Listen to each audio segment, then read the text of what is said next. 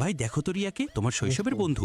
রিয়া, তুমি আর রিদ nursery class থেকে শুরু করে ইউনিভার্সিটি পর্যন্ত একসঙ্গে পড়েছো। কি ভাগ্যবান তোমরা। নিশ্চয়ই তোমরা একে অপরকে খুব ভালোবাসো।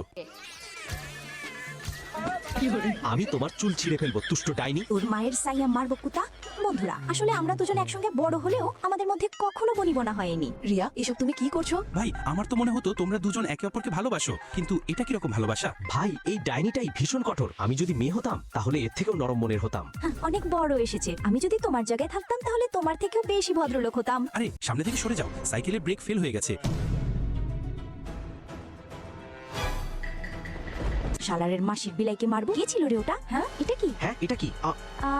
আমাদের শরীর কি বদলে গেছে? কারো মাথায় কি জোরে আঘাত লেগেছে? এই দুজনের ঝামেলায় আমরা দুজনেই শেষ হয়ে যাব। তাড়াতাড়ি এখান থেকে চলে যাই। সত্যি করে বলো, তুমি আমার সঙ্গে কি করেছো? তুমি আমার শরীরে আর আমি তোমার শরীরে। ছি, এটা কতটা জঘন্য।